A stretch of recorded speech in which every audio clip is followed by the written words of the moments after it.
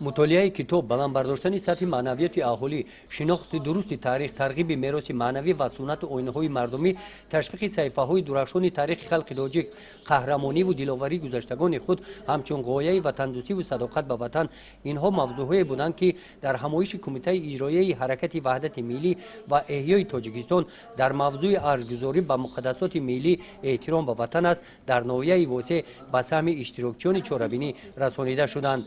همایش را با سخن مقدموی رئیس ناحیه واسع آغاز بخشید.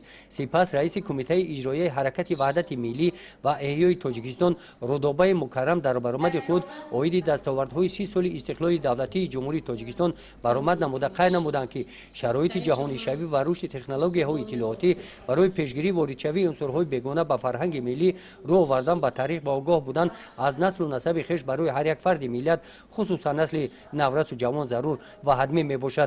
ما که بودن اجداد و گذشتگان خود را باید دانیم به آنها ارج گذاریم.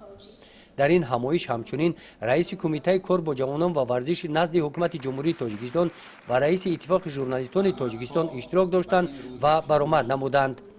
گزارش خواجه نظریف خدای نظر ظهوروف از ناحیه واسع برای برنامه اطلاعاتی نوید.